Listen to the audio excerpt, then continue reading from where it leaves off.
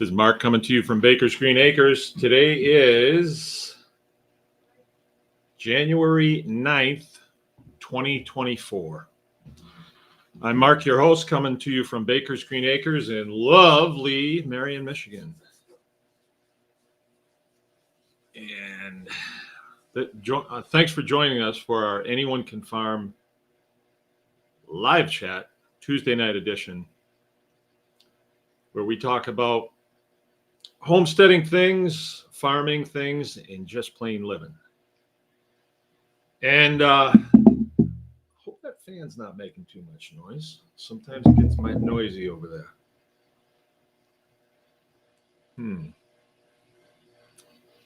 All right, so today what I did was I worked with my family down in the butcher shop. We had quite a bit of beef on the tables that we needed to clear off, and a lot of it was made into steaks, roasts, and a big beef like that, you get a lot of hamburger off. So we had kind of a marathon today and just created a lot of hamburger. And a couple times I stepped back and I thought, look at this team working here. It's as if we've fired up the printing press and we're printing currency. And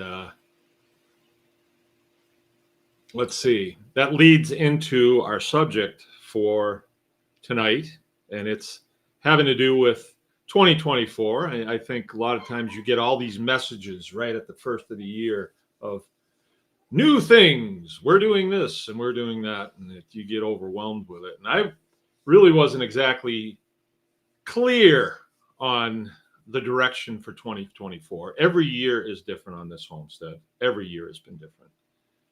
Some years have been better than others, but they've all been good. Because even in the years that when we've had problems, we learned things and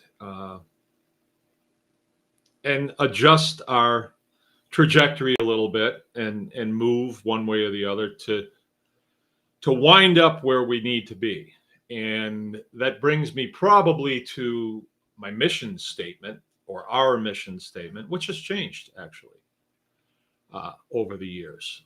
We started out here as wanting to be American farmers, production orientated American farmers. But I was coming out of the Air Force after 20 years, and I didn't know that much about farming. I knew a little bit. We had a little place in Montana where we, looking back on it now, we just kind of dabbled. We had some chickens, got a few pigs, wind up getting some sows going, farrowed, got some steers. I bought 4 steers off a guy one time. I didn't have hay ground there, so we had to buy round bales. But it was just neat to have those animals around and to be involved in something. Were we making gains? I don't know, because we didn't really track it back then, because I had my paycheck coming in from the Air Force. And so I don't know as we really had time to do push the numbers on it so much. But then when I was getting out, when I was retiring, it was, we had the great idea of, well, let's do this full time. And we were sorely missing that part of the component of, well, this has got to pay, or you can't do it. It just winds up being like a hobby, and, hobbies cost money, but you still have to meet your commitments and your bills and stuff. And I had, well, it was a total of 8 children. 3 of them were born here. So we had 5 kids when we moved here, and, they were little, and we were, we still had a family to raise, and let's farm. If I knew then what I know now, it would have scared me. Only thing was, then I didn't know what I didn't know. So I just waded into it, and then, oh, look at this popped up. Okay, well, let's figure that out. And then this popped up, and then so on and so on. Well, we've been here this May it's going to be 20 years we've been here, and the farm, I would definitely say now is better than it has ever been. We've got several systems going that are good systems that we can do. They're within our range of things that we know and we have the expertise to handle. And there's actually a very, very bright future for Baker's Green Acres.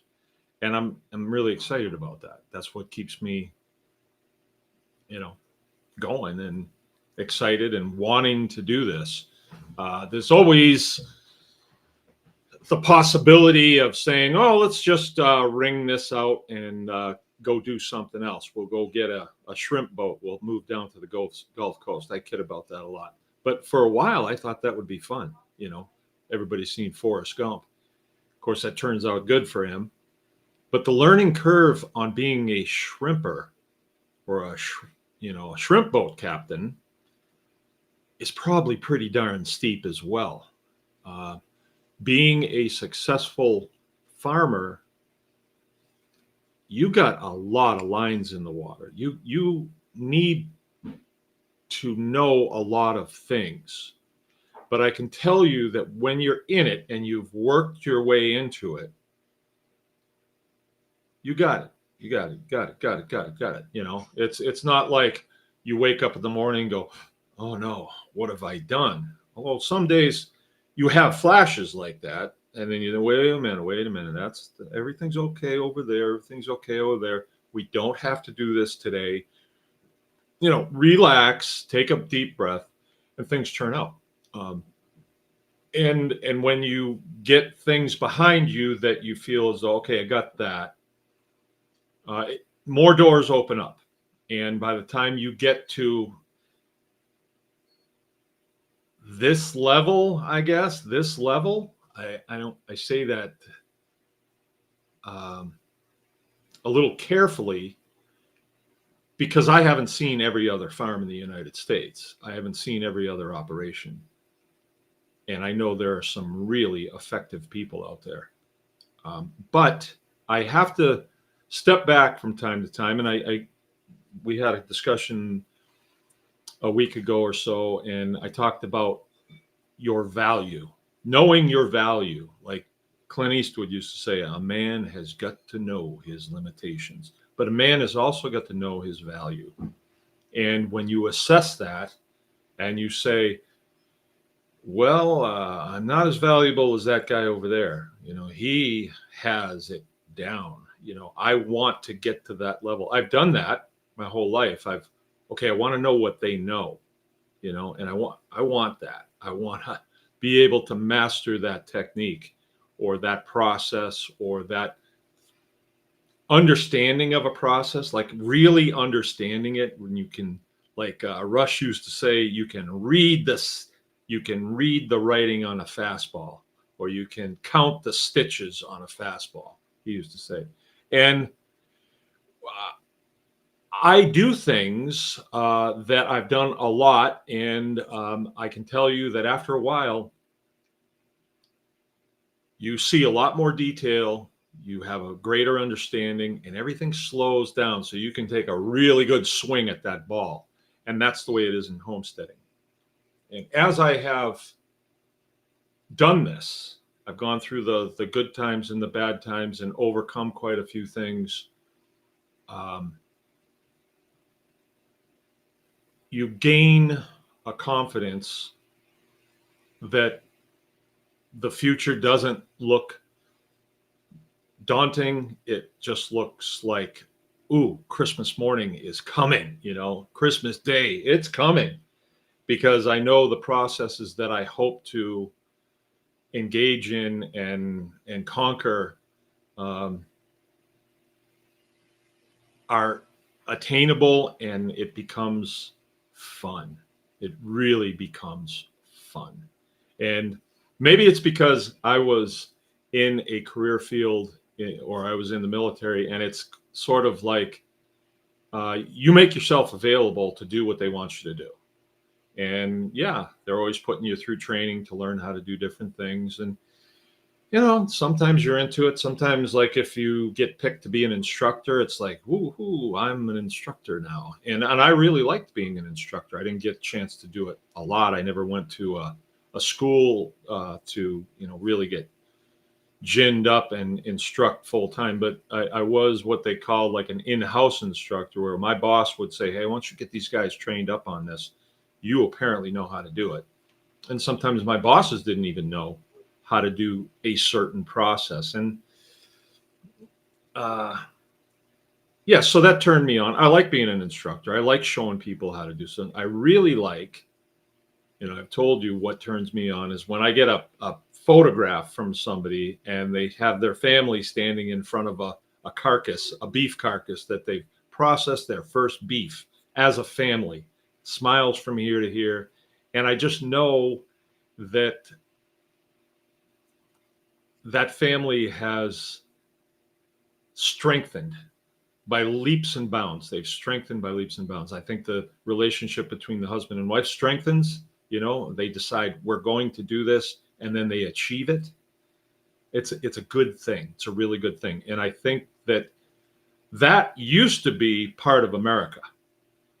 I think what's happened with media, and I don't mean just the internet and smartphones and all that stuff. I think it started back when television became the thing, and you all came in, sat there, you're all watching TV together, but you're really on your own, So people became divided, and I saw it in my own life quite a bit. Like it was easier to be separate than to be part of a group. Let me say hello to people here. I've seen a lot of people that have joined us tonight, and this is kind of an important briefing that I'm giving here. I think Keith is with us, Sean Wise, Brian Jacob. Talked to him today on the phone. Belva Rockwell, how are you doing, Belva? Good, glad you're here. The Ballistic Mystic from In the Thumb, right?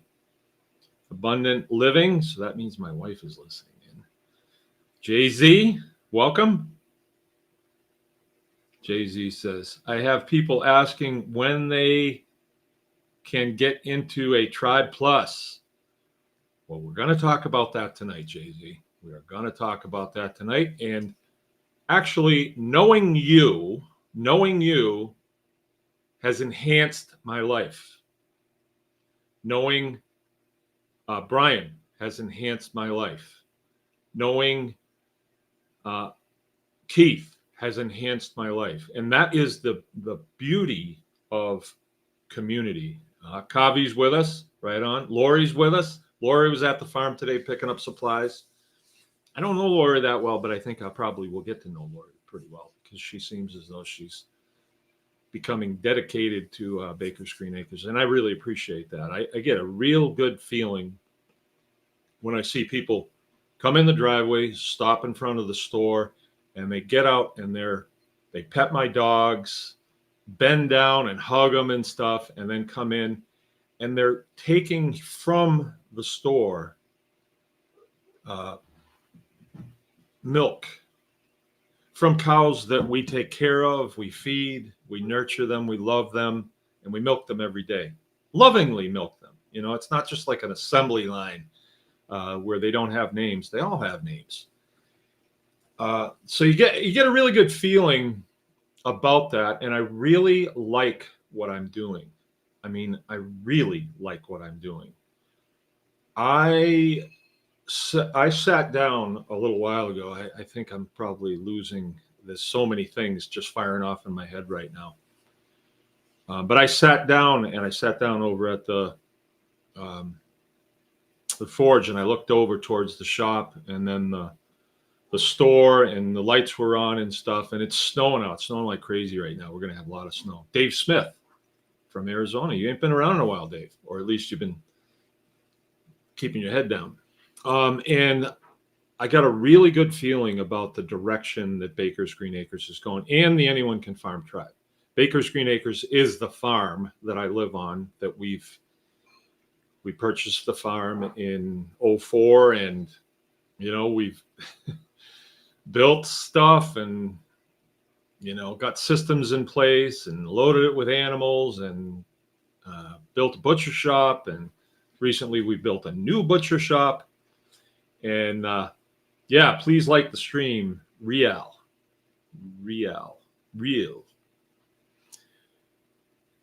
And I thought, well, I wouldn't want to do anything else. And I can really appreciate when, like, Justin had some kind words for me last week.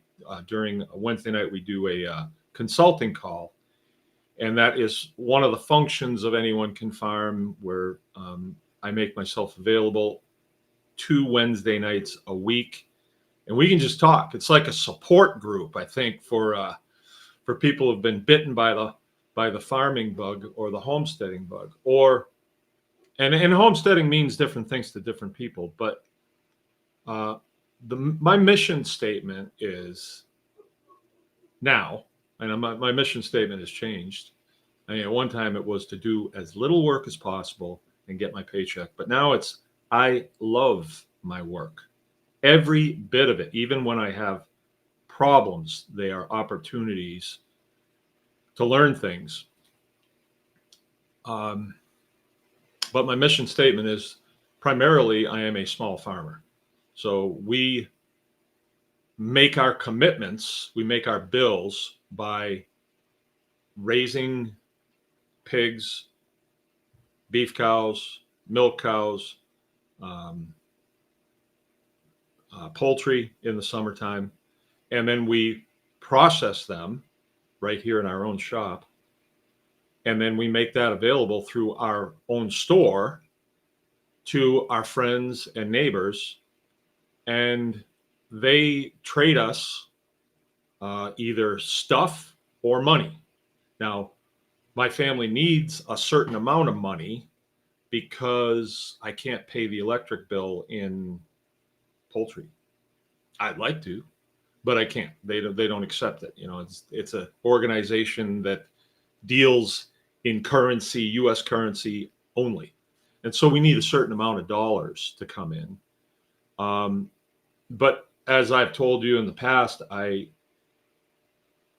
believe there's a struggle going on right now, and I believe that struggle doesn't really involve me. I mean, I am allowed to live the way I want to in this country. That's the beauty of our U.S. Constitution, and I've used that Constitution many times with good results. But the organizations that, like the corporations and the governments, they are in some sort of struggle right now, and it's hard for me to really know what's going on. And that's not really what this channel is about. Once in a while, I'll say something about it. And who I'd like to win the struggle. I want the good guys to win. But when the good guys win, after a while, they'll get greedy and they'll become the bad guys, just like the people that are running the show right now. They don't seem to have our interest in mind. And I wish they would. But I don't have a whole lot of control over that, or none. My opinion, my voice, I get to vote. I'm not sure if that does any good, but I probably will vote this time. And I do those things. But what can I do as the head of household to affect change for my family? My family, there's like circles. It's me and my wife, right? Or probably even before that, me and God. He created me. And if I listen to him, he guides me, right? When I don't listen to him, I fall flat on my face. Imagine that. And then me and my wife, and then we started having children. And so these people all of a sudden are here that came from us, and they're our children. And at first, they're just little people that do what they're told and eat what you give them. And, you know how it is. And then they get to be older and older, and then they become adults, and they take their own wives, or they marry their own wives or husbands, and then they make decisions on their own. But they are still my family, and I still want to keep them in my circle of influence if I can, and do what I can for them throughout the rest of my life. That's my responsibility. And outside of that circle, are you people, right? There, I would say there is the Tribe Plus, right? Those people are a little bit more dedicated than just the tribe at large. And my mission statement would be to provide the people who are close with produce, beef, pork, chicken, and then produce, milk, eggs, all that stuff. And then they support the farm by shopping with us instead of, you know, Walmart. And it keeps the lights on here, and it affords us the ability to get up in the morning, go to work, master processes.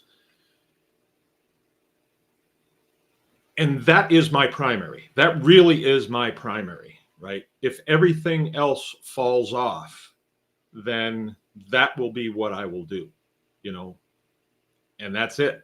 You know, like let's say that the internet goes down and we can't do this. I better have said hi to Kavi because we're going to get into that. Don't you worry, lad. Don't you worry. Jill's going to figure out a way that all of a sudden I can push a button and then I can bring you into the stream. And I don't know if we'll do it this time because we didn't quite figure it out, but we are going to talk about the intern program a little bit later in the broadcast. It's funny. I can start a broadcast with an idea of what I want to convey, and then it sets my mind on fire. And there's so many things, right? And I think it's because I'm doing something that I like. I actually love it. I actually love it. There is a real feeling of love for my work and the impact that I can have on my family. Sometimes it's not good when I'm an angry guy. Sometimes you don't get to see that, but they do. So another part of what my mission statement is to inspire, right? So if I'm doing something that's really cool, I could just keep it to myself, put a gate down at the bottom and just eat T-bones for breakfast, lunch, and dinner, and just love my environment, pet my dogs myself, and the heck with everybody else. But when I get back to my original relationship between me and God, that wouldn't fit. That wouldn't fit because we're supposed to be light for no man is an island, and we need to be light for our fellow sojourners and on this earth, whether it's flat or not. I don't know, doesn't matter.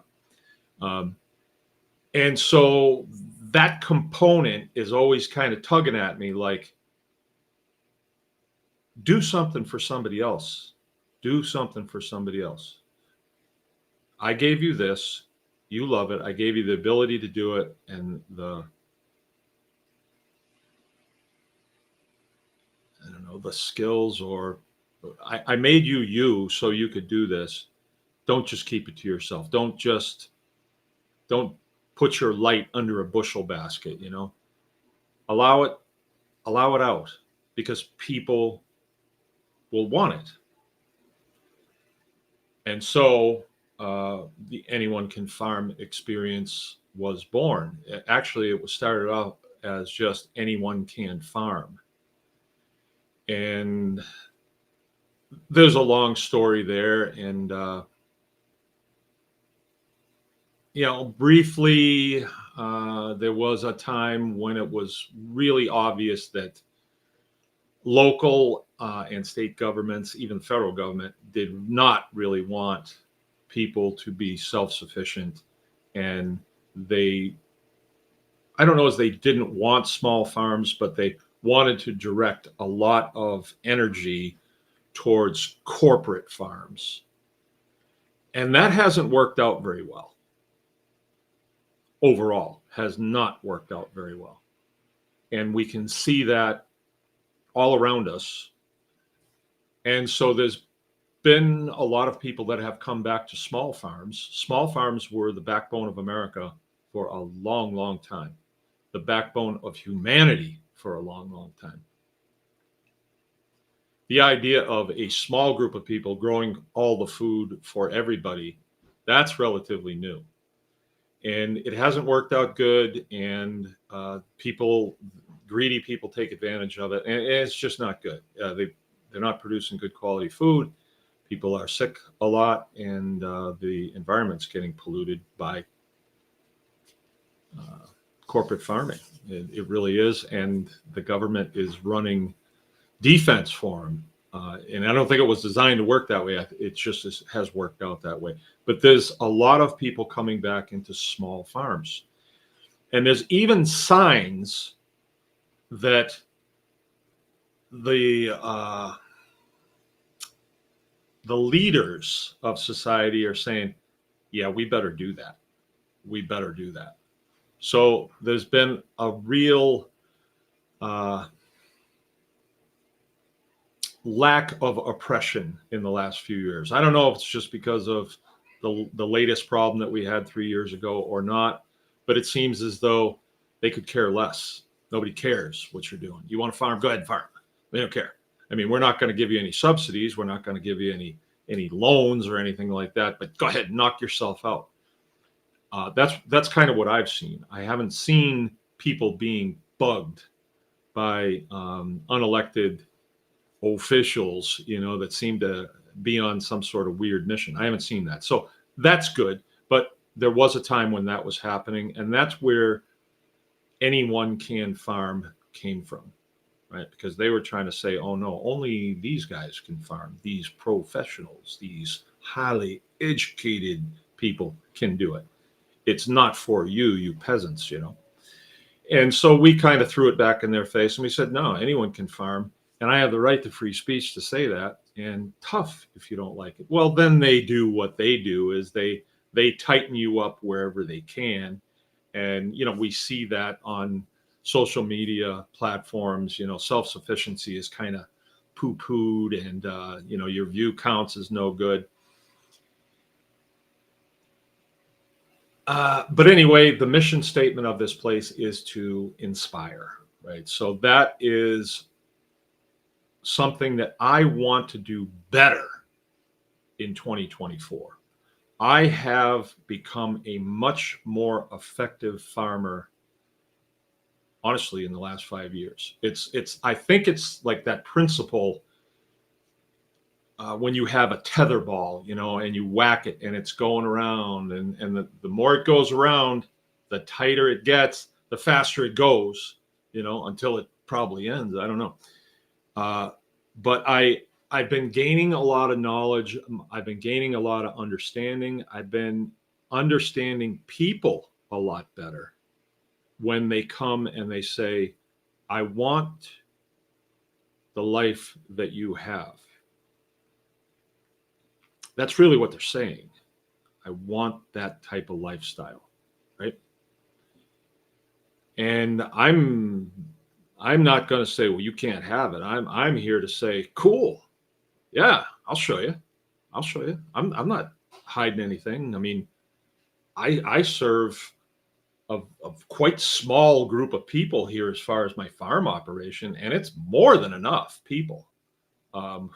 Heck, we milked this morning. We got 10 gallons of milk this morning, and I looked in the cooler just before I came up, and it was all gone. So that has gone into people's homes. They're going to drink that milk, and they're going to think, thank you, cows. Thank you, Baker's Green Acres, for grazing your cattle and feeding them, correctly and taking good care of them, because then there's love in every sip of milk. And there really is. It's the best. That's real whole milk.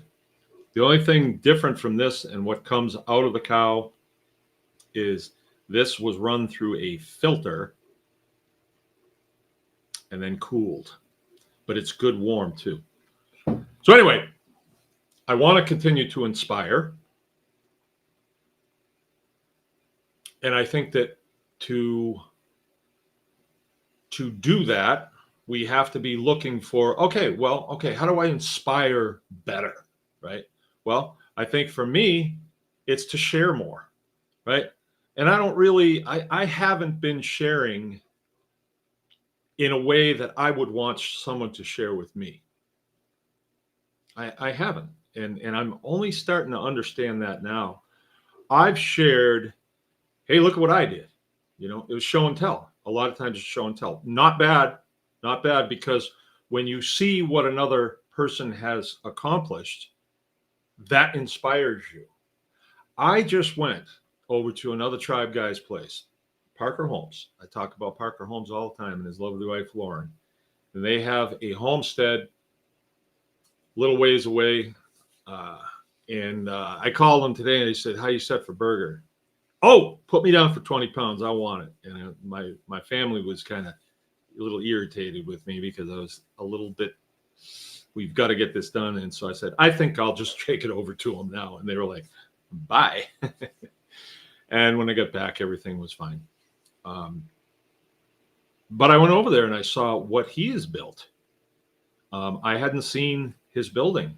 He built a really nice pole barn, and then it's got a lean-to off one side, and they have a living quarters in it, and it's really nice. Really nice.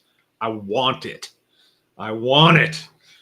And you walk out from the living quarters is a sitting area, and then there's a bathroom, shower, and laundry in one room, and then a big bedroom in the back with nice windows and stuff that looks right into the woods and just beautiful. And then you go through this door and you're in the shop, this great big shop, all insulated. It was warm in there, not as warm as the house, but if you had to go in there and work on a piece of equipment, or you wanted to recondition a car, or wow, anything you wanted to do in there, you could do it in relative comfort. And here we're in the north, so in the wintertime, like today, it's snowing like cats and dogs, and it's cold, and it's not exactly a sunny day to be outside, and so you're limited. You can be. I mean, we need to toughen up. All right, we need to toughen up. Okay, but you are limited. But a beautiful thing, well lit, really nice. I want it, right? So I was inspired by that. And I think that a lot of times when I'm going about my business here, I am always thinking, well, what do my customers coming in the driveway see when they come in the driveway? Are they getting the feel that this is an Aldi's parking lot, or is this somebody lives here? Somebody takes care of this. Somebody mows this grass. Somebody tends these trees. Somebody takes care of these buildings, paints, and all the things. And there's also, you can see that, well, somebody needs to fix that roof, but we can only do so much. It's not a perfect operation by any means, because we're limited. And that's the beauty of it too. Like it's always a struggle to get the next thing. And that's the fun of it, I guess. I'm gonna get to that place where everything's just right. I won't be this summer, though, I can tell you that. And so wanting to inspire more, right? Sharing more. I'm willing to do it. I am willing to do it. I'm going to, use my tripod that my wife got for me, and I have a little tripod. And when I am doing one of the processes that I've done, I'm going to explain more. I'm going to show more. I'm going to give the bolt sizes. I'm going to, all that stuff. I'm willing to share. Okay, I bought this from Home Depot. It worked. I bought this from Home Depot. It didn't work. Just a day in the life of this farm. Another thing that we thought would be very inspirational would be to catalog all the videos that I've made. So let's say that you wanted to look at, say, something like poultry, the poultry operation, which is at one point it was the backbone of this operation. You could go to all the videos that we have made on poultry, everything from how to build them to water systems to feeders to operations, how moving them and getting the chickens in, getting the chickens out, brooding, everything. And you could start, I'd say, probably back in about 2012 or 13 when I started making videos. And they're just maybe 5 or 8 minute videos, but you could watch, okay, this is 2015. This is where the guy started. Look at the chicken tractor that he built back then. The first one I made was actually out of reinforcing rod. It was welded construction. I thought, I got a better idea. So I built that. It wasn't a better idea, but we made it work for a little while. And then finally, no, we got to do something else. And then we changed to a different model. And we had 4 of those. And then we went to another model, and that was the Cat's Meow. And we built 30 of them. Yeah, we were into it deep. I had a bunch of kids working for me. And yeah, if you can make money on one chicken tractor, you can make 30 times as much on, that was my naive thinking at the time. But when you watch that video, you think, wow, this guy's, he's gonna clean up on that. Well, turns out there was a problem. And the problem was we were using a distributor to distribute our chickens. That distributor is no longer in business.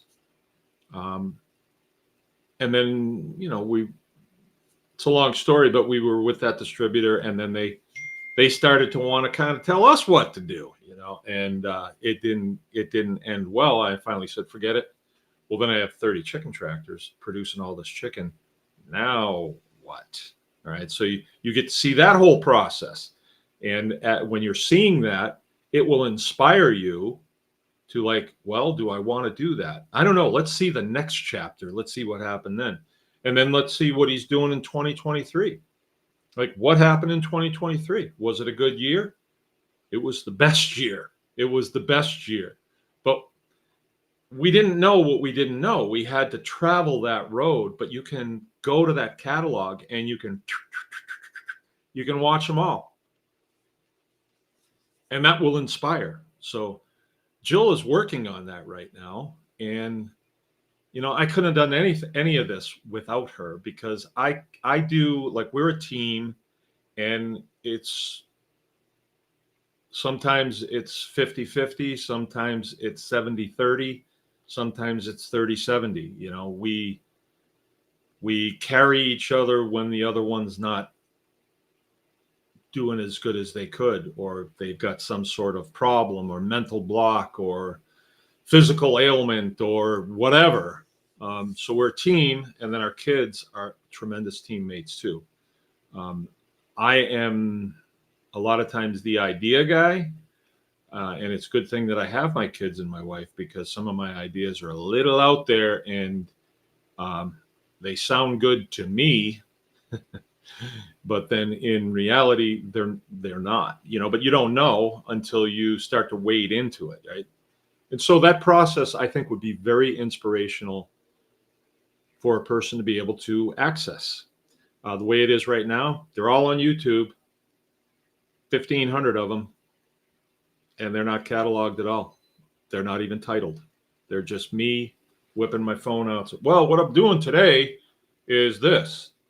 And those videos, I don't know how many people they reach. Some of them have a lot of views. Some of them have 100 views, and that is a bit of a problem, I think, because using this platform, we are partnering with the owners of the platform.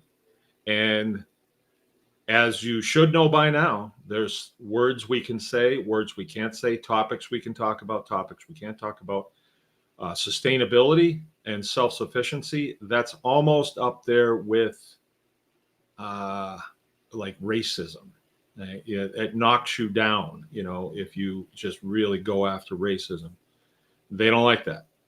And I don't know how it works. There's some sort of, they call it an algorithm, whatever that is. I have no idea what an algorithm is. I used to kid around about Al Gore, the creator of the internet, right?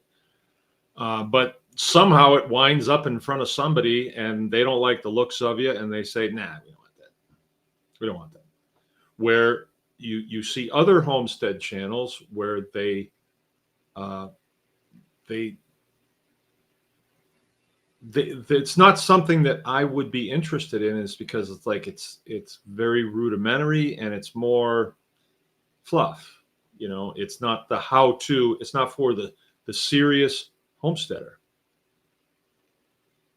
And they get lots of views, and that used to kind of bother me, right? Up until the new year, it kind of bothered me. Because I had been actually herded in that direction. YouTube and Facebook and Rumble and all that stuff, it's all about views, right? If you get a lot of views, you're a special boy and you get a star right on the front of your forehead. And then people want to watch the guy that's got the star on his forehead because, well, that must be what homesteading is. That must be. And they get more views and more stars on their forehead. And some people even make their primary living off of creating content around homesteading. And when I would seek them out, I'd say, well, this guy must know what he's talking. He must have processes that I don't have and be an expert on things that I'm not. And when I'd watch them, I'd say, something's missing here. Something's just missing. And, but then I kind of figured it out. YouTube, as far as views, is sort of a popularity contest. Like if you wanted to be a popular kid in high school, you had to do certain things and feed into that whole system. But at the end of the day, or the end of the school year, what did popularity amount to? Nothing. I'd have brief spells, where I would be popular because some girl was interested in me and she was popular. So I'd have that momentary status until I realized this is no fun. This is not all it's cracked up to be, And so I would just, I'm going to do my own thing, And I usually gravitated towards the things that I was interested in. I was really into Guns and Ammo magazine. I was a Boy Scout. I liked that. I spent a lot of time in the woods. I liked to hunt. I loved to fish. I did things with my dad. I did things with my grandfather. I liked all that stuff. And that's what I did. And in my last couple of years of high school, I would spend a little bit of time with the group, a little bit, and then I'd be off on my own. And that's how my life went, and that's how I continue to do. Like, I don't do the things that are popular, they don't interest me, so I don't do them. So I'm not interested in the popularity contest, but what I am interested in are the trophy photos. And the trophy photos are, I have one here I can show you. You want to see a trophy photo? Wonder if I could pull this up right away. I'm sure that this individual wouldn't mind me showing this if and I can find it. Oh boy. I have to put on the old glasses. Oh no. Yeah, here it is. That's a trophy photo right there, folks.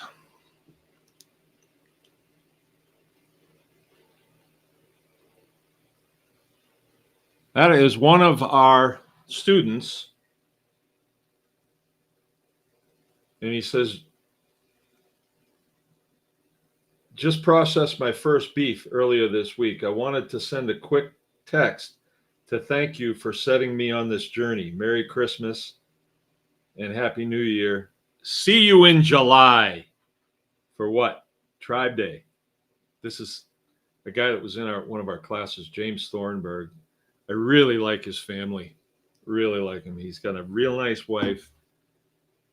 I think one said the rest of them are girls, and I think there's about 5 of them. But the oldest girl is like the mother hen that uh, that runs herd on the kids, and they come every year for Tribe Day, and they're just really nice people. They're nice people to have around, right? And I really like them. And when I get a photo like that with a little, just a little thank you, setting us on this journey, that makes me feel pretty good. I almost got, and you know what I said to him? I said, "What an honor! What an honor! To be able to serve you like that." So that's what motivates me. He at some point started watching the videos that I made and say, "Hey, I want to make contact with that guy, and I want to see if I can start down that path." And I'm glad to do it. I'm glad to do it. There's a lot of learning. There's a lot of good that comes from that, and it's good for our country. It's good for our community, and I'm going to continue to do it. So I want to do it more effectively, and so we've been thinking. So we have 2 tiers to our Anyone Can Farm tribe, and the tribe is the people. It's our tribe. There is the greater tribe, and that's a Facebook group, and we are subject to all of Facebook stuff on there. It's supposedly a private group, but they delete stuff constantly. And when we put videos on there, even though there's several thousand people in that group, and I am kind of saying that that's not how I thought it would go, but I'm not complaining. I'm just saying that's not how I thought it would go. A private group, I thought if we put a post on there, all 2,000 people get to see that. And what does that amount to? That amounts to a very, very powerful entity, right? If you can ring the phone of 2,000 people and say, "Hey, I've got a great opportunity," or "Hey, let's do this," or, passing information, but it doesn't work that way. They limit the reach that anybody has on there. So there's 2,000 people in a group, and you think you're going to hear the input of 2,000 people on subjects. You don't. So we were disappointed in that. They squelch anything that seems to have any blood on it. And the nature of homesteading is we do a lot of butchering. That's a big, big component in successful homesteading. Why? Because you don't eat animals with their hide on. You have to process them, and we homesteaders typically like to keep process close. We don't want to rely on anybody else if we can help it. That's me anyway. I don't like to have to rely on a USDA shop that's run by a USDA employee, a government employee. I got to rely on them. They're unreliable at best and very unprofessional. And they run the show in those shops a lot of times. And they can condemn, an animal for crazy reasons, and or other things that they can do. They have their set of rules. And if you take a beef in to have it done at a USDA shop and you say, "I'd like the head back, please." "Oh, no, we can't give that to you. It's outside of our guidelines, but it's my head. Doesn't matter if you want to have it done here. You got to play by our guidelines." Sort of the same as Facebook. They have guidelines. Okay. All right. So I was unhappy about that. I like with the USDA processors, I was unhappy that they wouldn't let me have my cow's tongue back, or my cow's lungs back, or my cow's spleen back. "Oh, no, we don't give that back. That's outside our guidelines." Why? "Oh, safety, food safety, of course," they'll say. "What about the lungs?" "Oh, food safety. Yeah, you can't. That's not fit for human consumption according to our guidelines." Oh, really? Every other country that I've ever lived in, They eat all that. And why wouldn't you? Well, you're just going to throw it on the junk pile? Yeah, that's what they say. So I was unhappy with that. And when I first encountered those types of things, I would be sort of like Rush Limbaugh. I'd make fun of it and say, we need to change that. We need to get together and change the USDA. It's not feasible, so it's just not feasible to do that. You're not going to change them. They're a big organization. They get money from the US government, taxpayer money, to pay their salaries. They don't really give a damn what they're doing. They just want their paycheck, and they're going to follow the guidelines. So you're not going to change that anytime soon. Maybe if you go and testify before Congress or something, but even then they're going to be like, what's wrong with this guy? He wants to eat the lungs. So what could I do? I know. I'll process it myself. And I have a pretty nice processing facility here that belongs to me. It's mine. It's on private property. These are my animals. I can process my animals on my property. That is my business. Actually, that's a process that is guaranteed to me via the Fifth Amendment to the U.S. Constitution, right? And so if they want to take that from me, they have, they might be sitting around saying, we shouldn't be letting these people process beef on their own property. We need to change that damn Constitution. Yeah, go ahead and try it. I suppose you'd like to change the Second Amendment, wouldn't you? You know, on this live stream right now, if I wanted to show you a favorite single barrel shotgun of mine, this stream would be poof. Because on this stream, on this platform, they say no showing guns. You can't show guns live. And all my stuff is live. I do live stuff. So you can't show guns. Well, I mean, it's a tool. And it's dumb. But it is their platform. And that's their guidelines. Yeah, but I have the Second Amendment. You do, but it's their house. And when I choose to put stuff on here, I have to go by what they've contractually said. We don't allow this. We don't allow you to show dead animals on here. Nope, don't allow that. And various other things. I can't say things. There's a lot of subjects, and we all know what they are. You can't say them, right? And we talk. Our mission statement is about farming, homesteading, and just plain living. And just plain living, I think that has something to do with public schools. Yeah. And you're a young family and you'd like to ask the guy with the gray beard some questions about it. And you're having a problem with there's no boys and girls room anymore. It's just rooms. What do you think about that, Mark? I can't comment on that on this platform. Do you know that? I don't like that. I don't like that because my free speech is guaranteed to me by the First Amendment, but I have agreed on this platform that I won't do that, or they take you off, right? And I'm at like 2.6 strikes right now, so I really got to watch what I'm saying. And I get passionate about this, and sometimes stuff comes out, and boink, they get me. It's some person with blue hair and a nose ring, probably sitting at a computer saying, I hate this freaking guy. I wish he'd say something about Bruce Jenner again.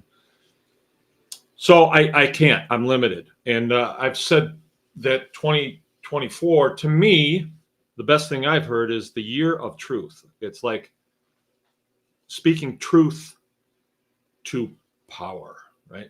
But if I just say, well, I'm going to say all these things anyway, then you won't be watching me on here because I'll be gonzo. So in order to inspire better, I think that we're going to make a couple of changes. So as you know, the first tier in Anyone Can Farm experience is Tribe. And that is the Facebook group, 2,500 people in there. Big group of people. but they all separated and they all don't see everything. They can't communicate with each other. So it's not all it was cracked up to be. The second tier, or the closer to the center tier, closer to my outside circle of my closest friends, would be Tribe Plus, right? And Tribe Plus is a program to where you can get access to Baker's Green Acres through Tribe Plus. How do you get access to it? Well, we do a consulting call on every other Wednesday night. And that is a Zoom call. So you get to come in and ask me any question you want. And is that of value? And this is what I'm trying to convey to you is, if you want to be a successful homesteader, if that is your goal, is to be a successful homesteader, you need to listen to people who have successful homesteads, right? Don't listen to some guy that talks about current events and tells you better get ready and all this stuff, but you never even see his homestead.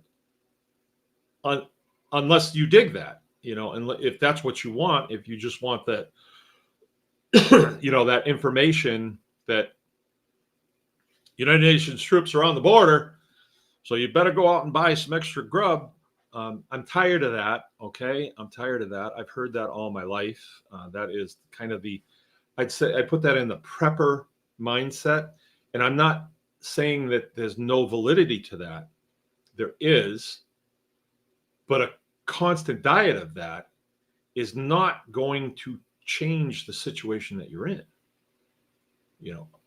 A change to that situation, like my problem with the USDA processors, is build my own. Build your own. Well, how do you do that? It's easy for you to say because you know how to build stuff. Well, I didn't come out of the womb knowing how to build stuff. It was a process.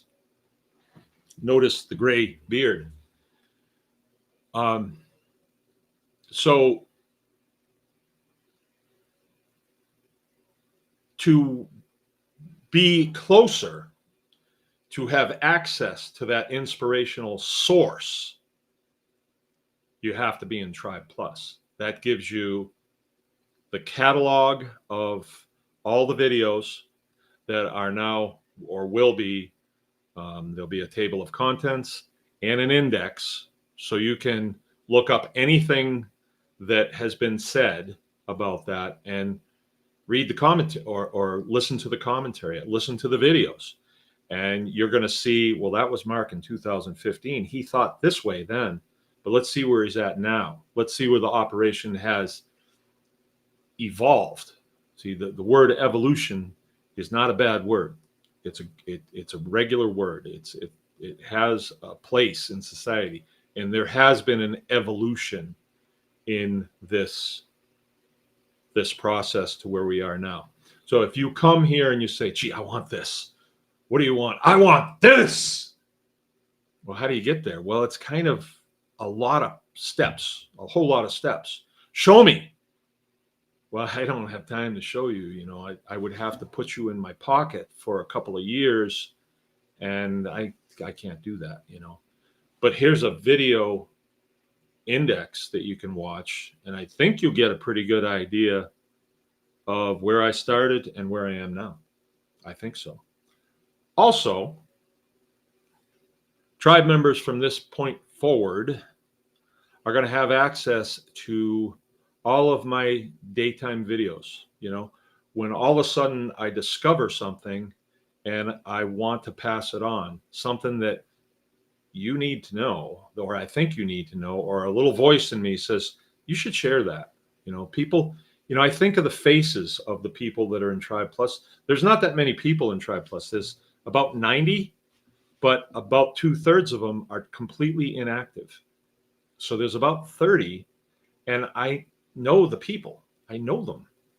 Some of them I haven't met, but many of them I meet with on Wednesday nights, and many of them have been here for classes. Many of them come here for social events and other things. Tribe Day. Tribe Day is a big one. This James Thornburg, the guy that sent me those trophy photos, he's talking about see you in July. That's Tribe Day. That is a day when we open up the farm. And we've done, last year was our third year. It was the biggest, but I don't know as it was the best. I don't know about that. And I guess I am the arbitrator of that because are we inspiring and enabling through a mass of people here? You know, maybe there was some inspiration going on. They saw stuff and they, you know, this and that. But I think the year before that was even better. There was a smaller crowd, way more intimate crowd, big group of people at the campfire, yucked it up, had fun. Everybody got to meet each other in person. People form friendships that have never met each other before, but have seen each other's names and photos and stuff on the internet. And then they get to meet up. And that is pretty cool. That is really cool. These days, it's hard to make friends. You ever notice that? I hear that. I hear people saying that it's hard for them to make friends. I don't suffer from that because we host events here. You know, we do homestead hog harvest, we do beef harvest, we do charcuterie, we do pastured poultry, and some of those classes are 3-day classes. So I'm eating quite a few meals with these people, and you get to talk, and it's rich. It is really rich. It is for this human being. I like that. I like that. I know some people do not like that. They don't like people very much, but I guess I don't like people very much if I go to like a movie or something. I don't go to movies because it's always bad, but there's not much I go to that I don't like. What? All right, well, just say some. I went to a Tigers game, right? And it's like I don't want to go there. That's not my crowd. I didn't make any friends there. You know, it's not my crowd. I never went to another one. Right? I didn't pay for the ticket. Somebody invited me to go. That's our professional baseball team here in Detroit Tigers, right? But when there's an event that I go to, a farm event, I have a good time. I meet people. I make friends. We went to a farm event here in Falmouth. It was a bear meetup. It's people that are affiliated with Owen Benjamin, and they invited us, and we went, and we had a great time. It wasn't all about agriculture, but it definitely had a component of it, and we met people and had great conversations, and came away from it as better human beings than when we went there. We've gone to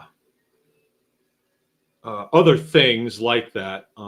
People putting on like seed saving workshops and things like that. We've gone. The Cleric Homestead did a thing in the fall, a fall meetup or like a harvest meetup.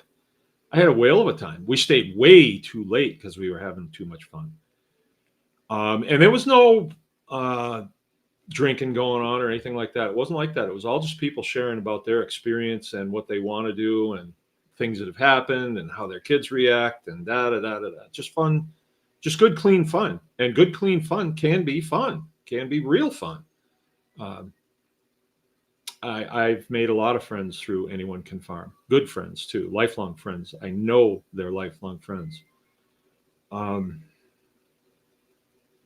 So I am thinking that we're gonna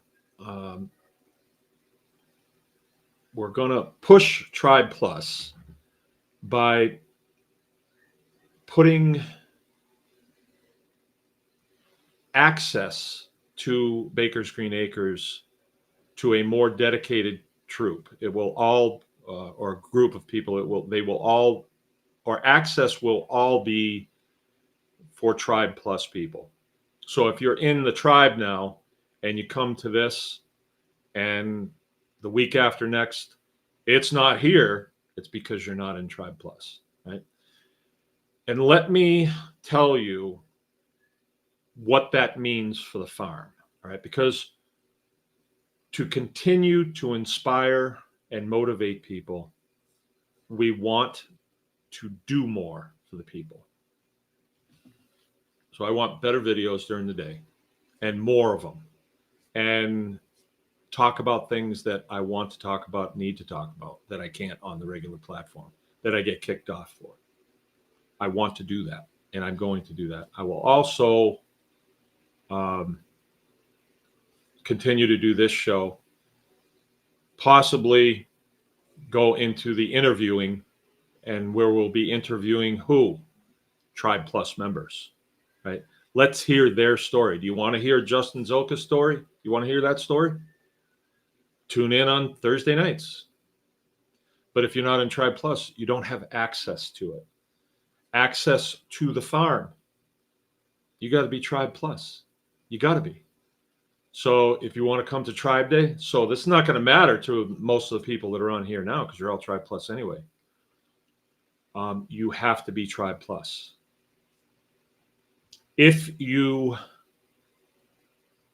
and okay, so let me wade into another subject. So how do you get into Tribe Plus? How do you get into Tribe Plus? Well, it's going to be a very simple process.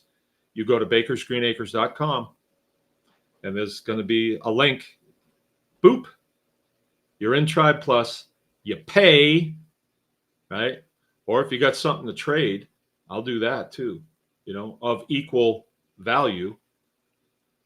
And then you're in Tribe Plus. Well, you have to fill out an in-depth application, because I don't want people who have been adversarial to what we are about in our tribe. We just don't want that. That's not helpful to everybody. And so there will be some dollars, right? What are those dollars for? Well, when you come and take our classes as a Tribe Plus member, do you want to stay here?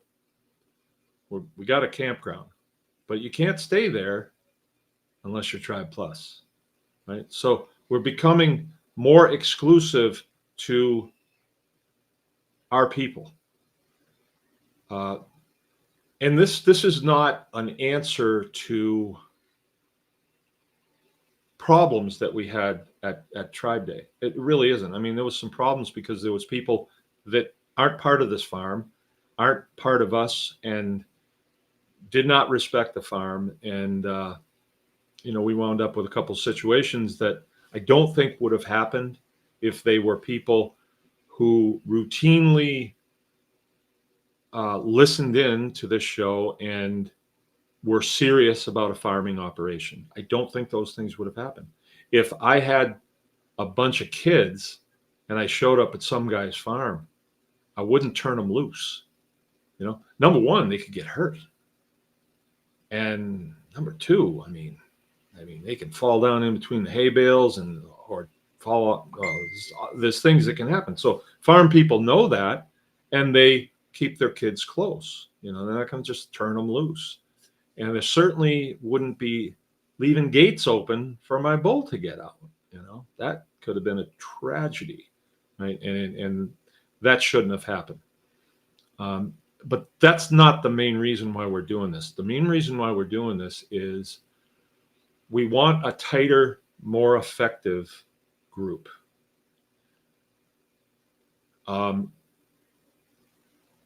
You may see that there's some things happening in the country, and I don't know what those things are. I don't claim to know what they are.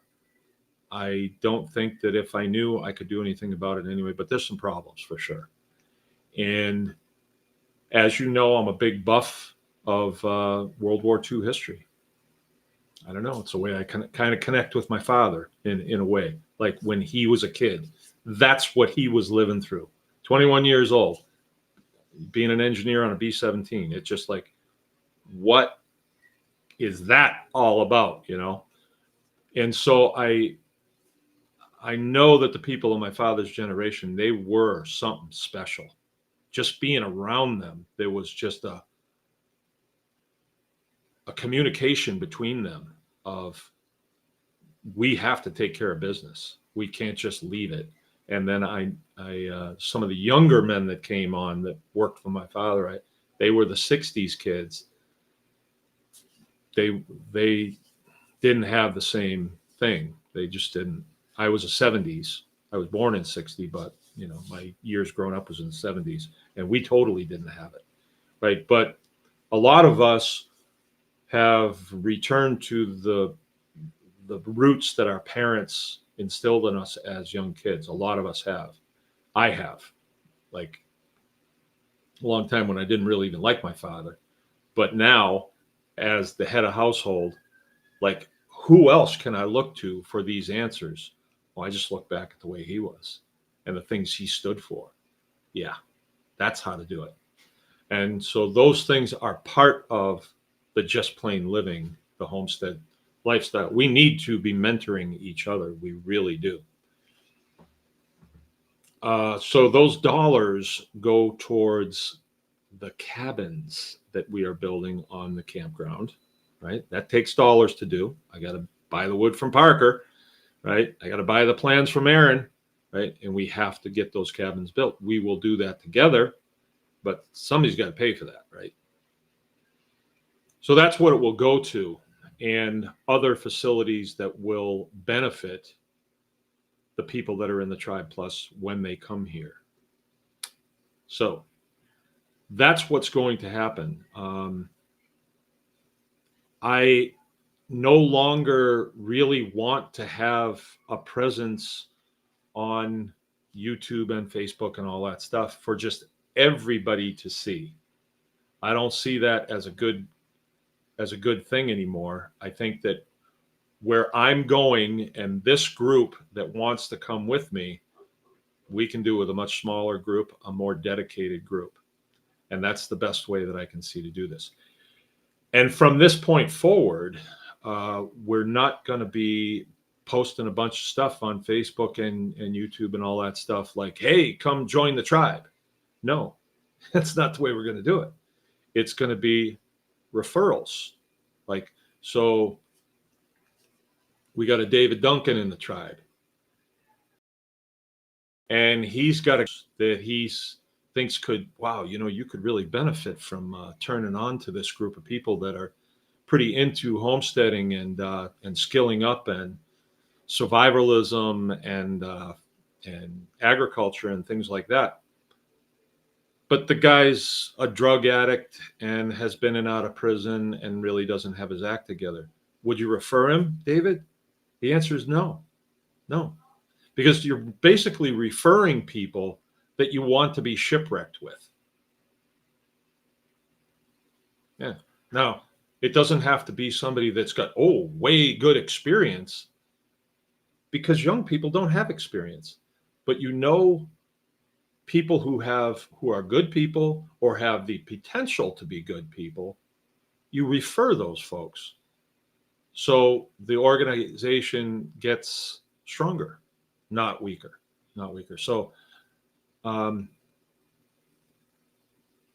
that is the direction that we're going to go. That's the direction. And there's 2 tiers within Tribe Plus. Even there is the you're in the door and you're one of us. You have access to the farm. You have access to Tribe Day. You have access to the store. You have access to the archive. You have access to all the how-to videos that we've done. You will get the videos that I make on a daily basis, and I'm gonna kind of commit to making a lot more of them, because I come across a lot of things in the course of my day at this point in time. I usually engage with 2 or 3 processes on my farm every day, and it's surprising when you're doing something that you really like and you're motivated, all of a sudden, wow, I just discovered something, and you want to share it. And to me, that would be very beneficial. I would want to hear that. Now, you may not get it live, but if you are a Tribe Plus member and you are paying a monthly fee, yeah, you're paying. You want expertise, you pay. You want to go get a lawyer, you pay. If you want free, you're going to get, circulars in the mail coming in that you don't even read because they're free.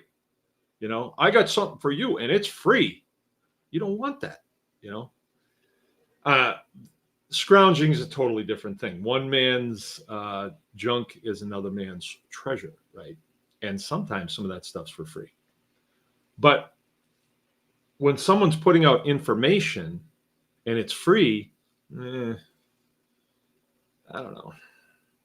But if you are saying at this point, 2024, I want to dedicate myself to go into the next level in my homesteading operation, I want to support Baker's Green Acres because they have been there for me for a long time. I'm joining Tribe Plus. I'm doing it. You will get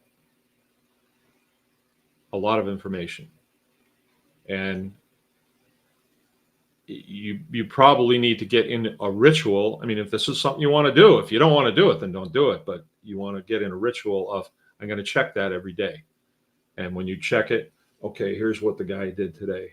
Okay. I see how that fits in. All right, good, got it. And then you go on.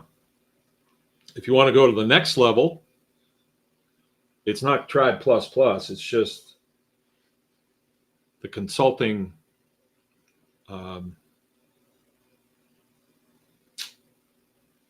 component that gets you into the Zoom call twice a month. And if you balk at that, I'm not here to sell that. I'm not here to sell that. When you get to the point and you are running your operation, whatever level of infancy it's in, all of a sudden you're going to be like, you got a question. You have a problem that you need a solution to. I'm sure somebody knows this. I'll tune into the consulting call, and when it's my turn, I'll ask a question. And then everybody else on that consulting call gets to hear that question, and then the answer. Usually it's from me, but sometimes I don't know, but there's other people on the consulting call. Hey, I know what that is. I know how to do that. There are wealths of information on these individuals here that you're seeing right here. A wealth of information about all kinds of things. And that's the spirit of Tribe Plus or Tribe is, and we're all in this together. We are all in this together, right? So if you want to get in on that component, I highly recommend it. I look forward to those calls because I come away from them knowing more than I knew before. And it's a consulting component. Consulting is not cheap. I'll just tell you that. If you want cheap consulting, you're going to be consulted with by somebody who doesn't know anything. And if they're cheap, then it's like they got nothing better to do that day than to go to you. But if they have an operation going that's profitable and dynamic, I don't want to leave here. I can't leave here. I have things that are going on here that if I'm not here, they don't go as well. But if somebody requires me someplace and is willing to make the sacrifice, and what kind of sacrifice could that be? I don't know. It doesn't always have to be money. If I come and do consulting at your house and you say, yeah, but you can drive my Corvette home and keep it, okay, then I'll do it. I'm just kidding. But, we can always trade. Value is real. This is real value, right? If I had a dollar bill, oh yeah, I do. Little.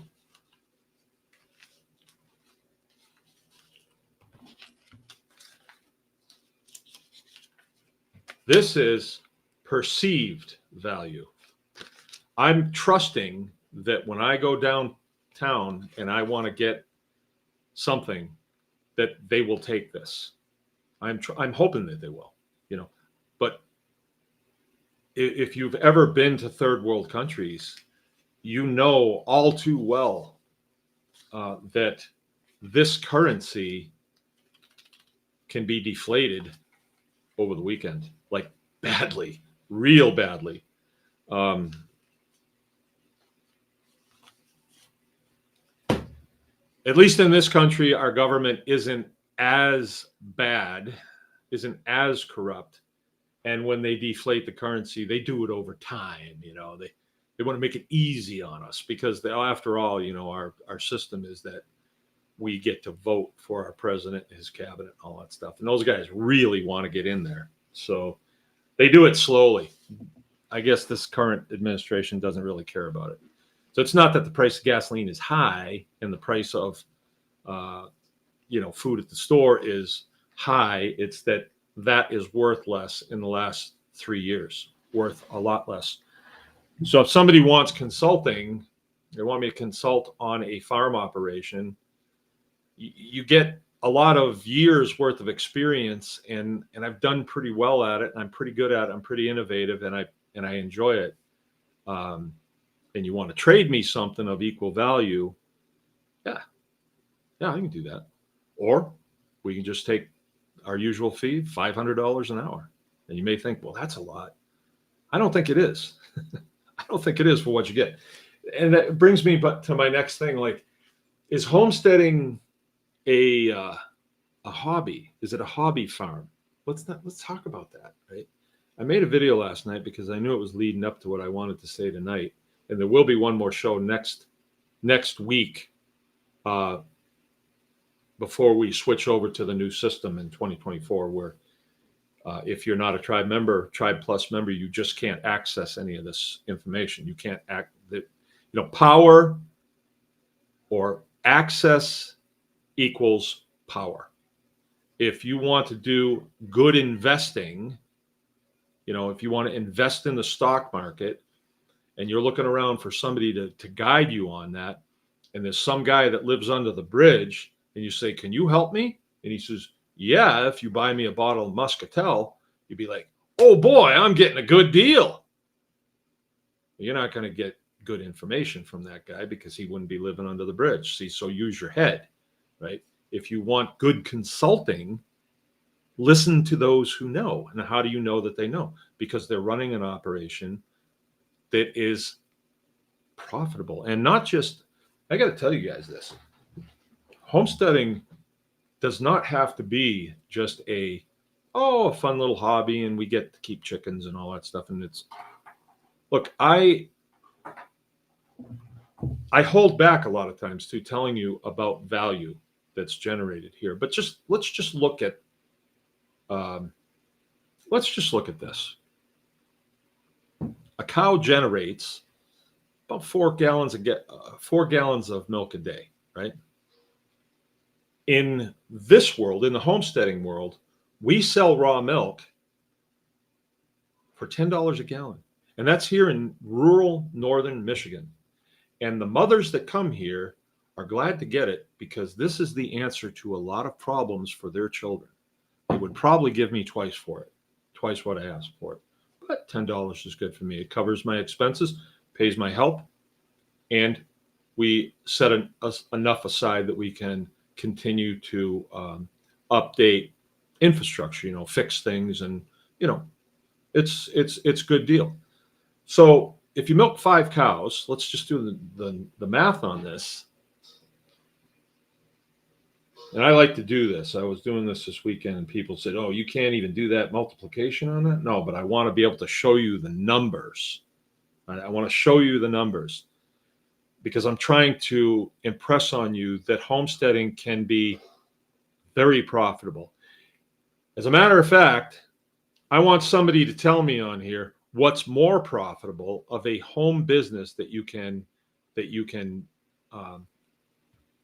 create and get running that gives you a return very quickly and is not in the ethereal. The ethereal meaning there's no real stuff. Like, well, I can be an Amazon middleman here, and I can, I've heard those commercials. I wouldn't want anything to do with that. That's just not me. I like to be able to, handle it.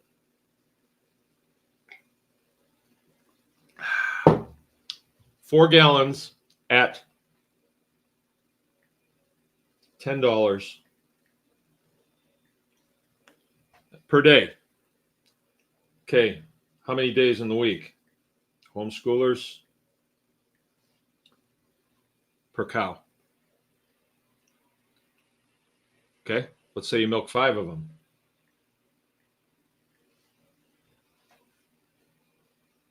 How long does it take you to milk 5 cows, Mark? Well, team of 2 with the facilities that we have, it takes us about an hour and 10 minutes. You kidding me? No, I'm not. So is that a profit? Well, let's say I go to 10 cows. It would be times 2, right? How many weeks in a year?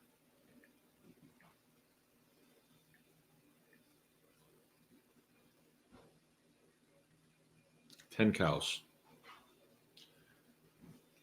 Yeah, you got a little overhead. You got a hay. You got to feed them hay. You got to give them a little grain to get them to come in. You got to run electricity to get the pump going. You got to have your jars to put them in. You got to work on distribution. But I'm not saying go out and buy 10 cows. Matter of fact, if you consulted with me, I would say, why don't you get 1 cow and get a cow that's getting ready to have a calf? Look around. I don't care if you have to drive for it or pay somebody to get it. Yeah, drop $2,000 on the whole thing and get 1 cow. And when she comes in milk, you start milking her by hand. And then when you learn how to handle the milk and what it's supposed to be like and all that stuff, share it with people. They say, I really like that. Could I get some every week? Yeah, you sure can. And on 1 cow, you're going to make a gain, and you're going to decide whether, I think I'd like to milk 2 cows. Or I think I'd make, like I'm milking 5 cows right now, and I'm not ready to go to 10. Not quite. Not at this time. I got too many other things going. But eventually I'd like to be at 10. So that's just one process that's on the farm. And I do want to share with you the numbers. It's not a big deal. It's not like, somebody's going to steal milk customers from me. I have more people wanting milk from me than I have milk. So if somebody else puts in a dairy near me, all right. Like the Amish try to do it all the time. And their motto is, we can do it cheaper. But they don't do it with the same.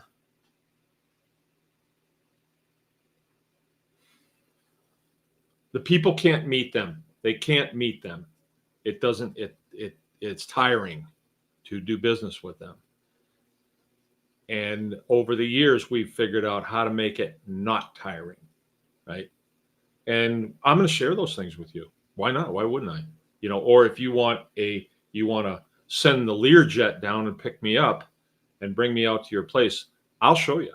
Or at some point, I'm going to do a seminar on the Homestead Milk Cow where you will get to stay at the campground for a couple of milkings and milk with us and discuss it, sit down at the picnic table, go through the whole thing, flesh out the numbers, and away you go. It'll be a class. Or if you want one-on-one consulting on the farm, we can do that. We can work that out. And let's say you have to drop $500 or $1,000 on consulting and classes and stuff like that. You will make far more mistakes than that if you don't have someone show you how to do it. It's just reality. I've already made those mistakes. You don't have to, right? So consulting is not cheap, but to get somebody who's good at what they're doing to break away from what they're doing, to show you how to do something, you have to make a sacrifice because it's not going to be given to you. And I think that we've done a disservice to the other people that are in Tribe Plus by just blurting all this stuff out there, because they're saying, well, why should I be in Tribe Plus when it's all free? It gives everything away for free. And I think it's a disservice that I was doing that. And I was explaining it to somebody, and it went kind of like this. When I explained it, all of a sudden I even understood it better. Like if I uh, made, like we made like 300 pounds of hamburger today. And if I took 5 pounds of it and I put it out by the road on a little card table with a sign that says free, I can think of, I can see the faces of the people that would see that and say, oh, and they'd stop and grab it. And they wouldn't say anything to me. And the next day, if it was there free, they grabbed that too. And then, if I did that for a week and then it just stopped, they wouldn't even say, hey, how come you're not putting it out there anymore? They're not invested. They're just taking. They're just taking it and using it. Why not? I put it out there for free. What do you expect out of that? You expect them, you put a sign on it that says free, they stop and get it. You expect them to come up the driveway and shake your hand or send you a trophy photo of a hamburger? No. You didn't even ask for fair trade. You didn't even ask for that. And so why would you get it? And so when you do that, you're setting up a broken situation when you do that. It's a broken situation. Now, if you have something that you don't need in the house, a chair or something like that, well, it's too good to just throw on the junk pile, so I'll put it out there for free and somebody can make good on it like that. That's a different story. That's a one-off. But when you continually make good content with how to secrets and well, not secrets, but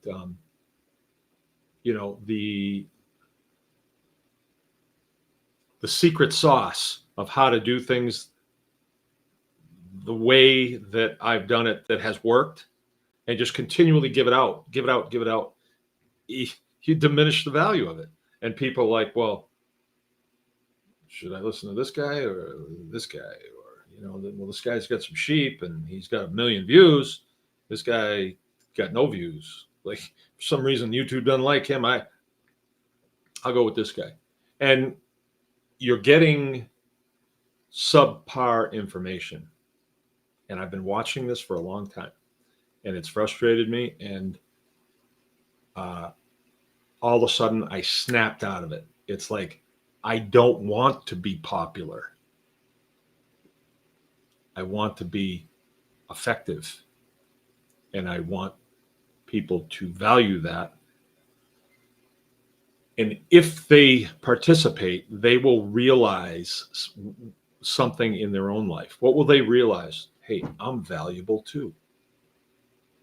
I could get a great homestead going, and then my information would be valuable because I have a great homestead going, not because I just produced, content in the internet world, make believe. And really what this comes down to, you guys, I say this a lot, and a good friend of mine sent me a card the other day. Her daughter, this really touched me, man. It almost kind of choked me up a little bit. There it is.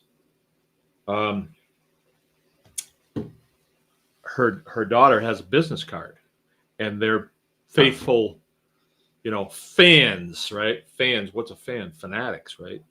And these people, I've interviewed them before. Helios Farm, they're over in Oregon, and they milk, I think, about 50 cows, but they have about 300 families that they take care of. Plus, they have a butcher shop and way bigger operation than we are. They're actually a ranch. And we've talked a lot and conspired and shared information and stuff. A lot of information we have. I've talked to them every couple of months. And her daughter put this on her business, on the back of her business card. See that? Do the thing. And that is a quip from Ralph Waldo Emerson, where he said, if you do the thing, you will have the power. If you do not do the thing, you surely will not have the power, right? So internet world is twisted on its head, and what do you expect? It's not run by people who are trying to herd us in a direction of success. It is actually a controlling force that does not want rugged individualism, does not, wants you all like a bunch of sheep. And so the popular guys that you would normally be drawn to because, well, look at that view count. He's got 1 million people listening to him. And you get that information and you say, okay, now what do I do? Everybody else seems to know what to do with it because it's got 1 million views. But I can't, I'm not getting it. It's because he doesn't do the thing. He doesn't have the power to convey to you. But if you do the thing, you have the power. If we want to sit down at the picnic table and talk about milking cows, or a herd share program where you can milk 10 cows and make 145 grand a year, you want to listen to somebody that's doing it. You don't want to listen to somebody at the Department of Agriculture that has never touched a cow's udder. You don't want to listen to them, even though they're official and they work for the state and all that stuff. You don't want to listen to them. Honestly, don't. They'll tell you how to get. Free money is just it's a piece of cheese that's in a thing that's going to snap on your head if you're not careful. You want to listen to people who do the thing, because if you want to do the thing, you need to listen to those who do the thing. Okay. I think I conveyed that pretty good, and that's what's going to happen. My staff is on board with it. Another thing that we're going to do, if you want to trade the farm something for your membership, by all means, let us know. But from this point forward, if you need to talk to me, you cannot get access to me unless you're a Tribe Plus person. You cannot. Doesn't matter. If it's farm related, you have to be Tribe Plus, because I can't part myself out 1 million times and be effective. I am to the point now where I've told the kids, do not give my cell phone up. And they take messages and it's like, I don't know who this is. I don't have time. And it's always like yeah,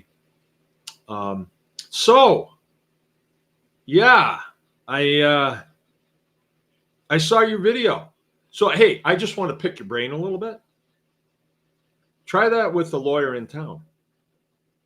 Try that with some consultant for a big firm. No, it doesn't work like that. This is real. This is real life. These homesteads could be the difference in your life in these times coming between life and death. It's not the time to treat this like it's a hobby. And so, I have a sense of urgency for sure. And I want to convey all of it. I want to convey the entire truth. And I can't really do that on these platforms. So that's where we're going to go. Another thing that we need to do, and I was prompted to this by our very own Neethi Bali, right? She was talking to me last year. It was earlier in the season, and said, you would benefit so much. I don't remember what she said, but I just know how she talks. And it would be a really great idea if you had an intern program. And I nodded my head, because an intern program means you have people on your farm that don't know anything, and you're agreeing to teach them things so that they can be all that they can be.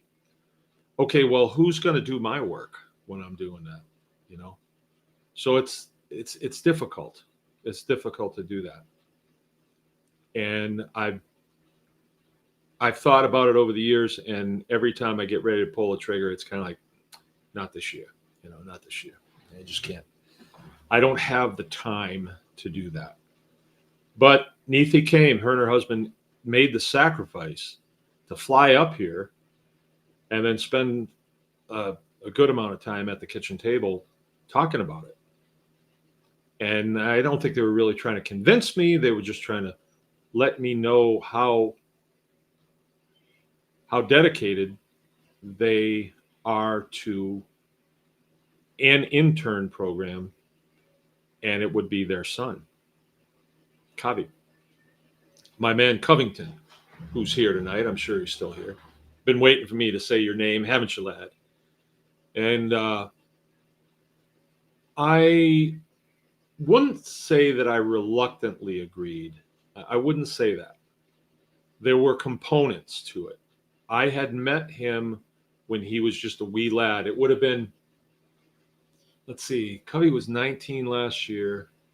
And I think the Rogue Food Conference, the one that I spoke at, was in 19, I think. It was the year before the Wu Flu came. And I haven't spoke at it since. And, I just haven't.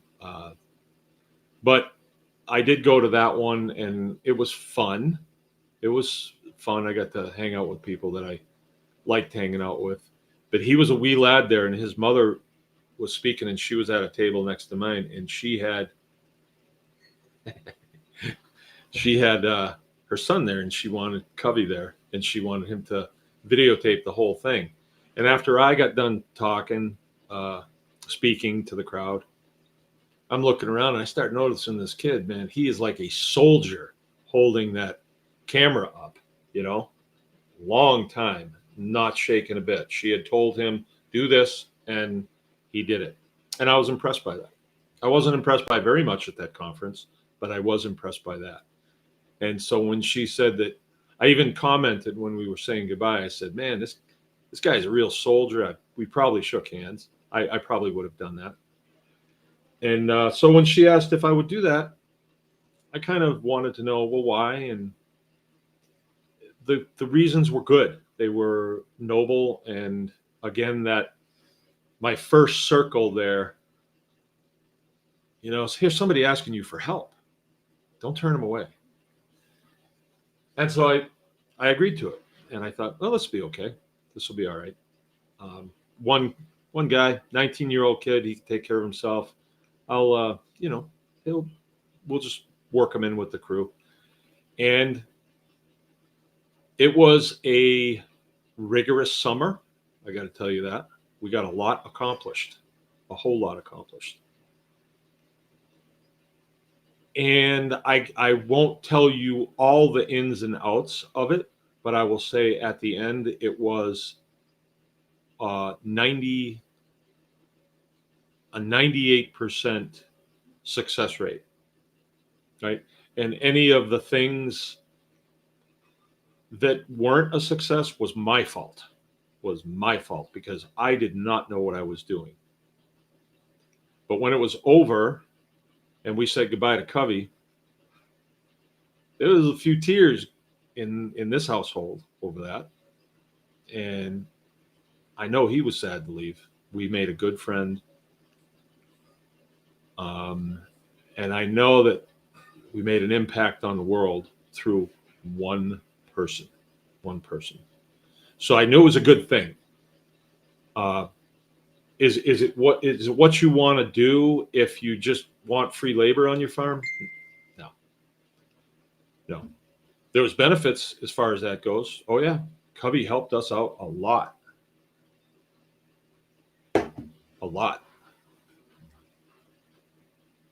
But if you're just looking for free labor, I don't know as I would go that route because, well, I don't know. That wasn't my motivation to do it. So I guess I can't really speak to that.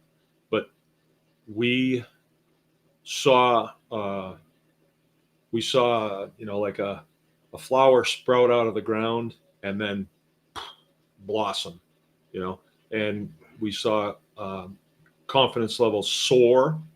We saw skill levels soar.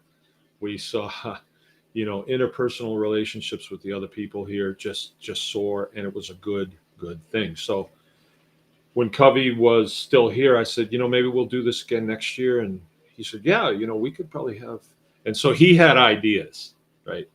And his ideas were good. I listened to him when he talked to me because he had good ideas.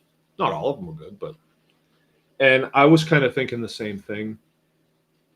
And I thought, well, yeah, we could try it.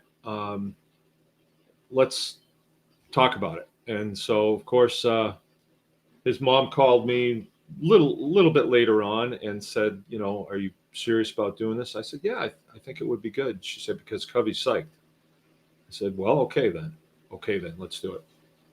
And I'll be right up front with you guys. We don't have housing for interns. We have a raggedy apartment over there that Covey stayed in, and he made the best of it. There was no water over there, but I used that to motivate him. I would turn the water on when he was being a good boy, but if he stepped out of line, I just shut the water off on him.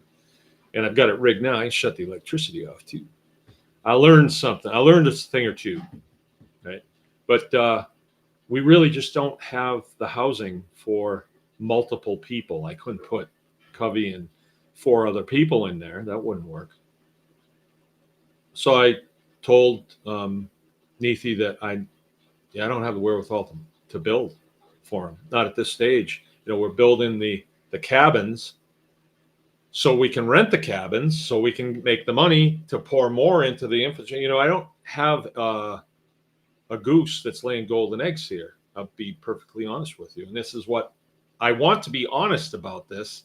Like, most of you don't have a golden goose to do this with. But there is a way to do it if you sacrifice and you turn your profits back into the business. It's not brain surgery, and I just told her without housing, there's not much I can do. Well, what did she do? She put her money where her mouth is, and she wrote me a check for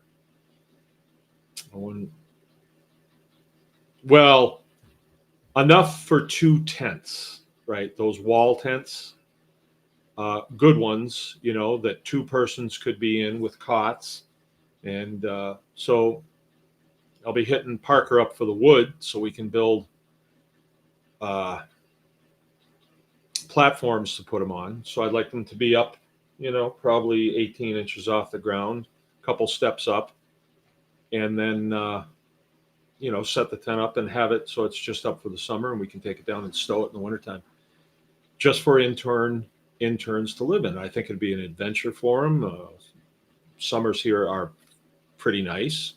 The apartment was sweltering hot for Covey, where in a tent, I don't think he would have to deal with that. We'd put him in the shade. I think it'd be pretty nice. And these are good sized tents too. They're the kind of tents that they put up, packers take you up on hunting trips with them. They're made out of white duck canvas, they're pretty heavy duty. So I've got enough for 2 tents, barely. And the wood, I don't have enough for the wood yet, but I'll work that out. I'll make it happen one way or another. That's one of the beautiful things about the tribe is, I can just tell Parker, hey, I need this for this. He'll cut it for me, and I can tighten them up later on. Maybe I kill a pig for him, or maybe I take a bunch of burger over to him, or when I get some green, I'll let him have it if he wants it, But that's the beauty of the tribe. He, of all the people in my circle, probably next to Covey, he knows the benefit of being a young person on a working farm and being mentored, the beauty of that. It's a life-changing experience. I believe it was for Mr. Covington. I believe it was. Or else he wouldn't want to come back again. And I'm not the easiest guy to be working for. Yeah, Covey says it was definitely a sad drive home. Upgraded to cut the power to a new challenge in a new year. Right on. So what we're proposing is we're going to have Covey will be the lead. He will be the lead intern, right? So he knows how things work here. He's milked plenty. He actually he rolled his ankle, and my beloved cow Face kicked him and straightened it out. She knew what you needed, brother. She knew what you needed. That cow is a loving animal. This is Face milk right here, by the way.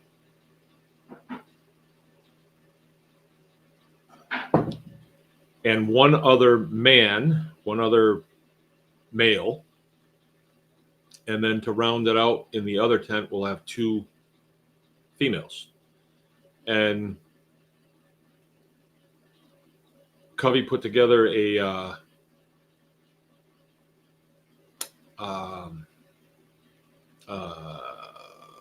application, and it will be available on bakersgreenacres.com.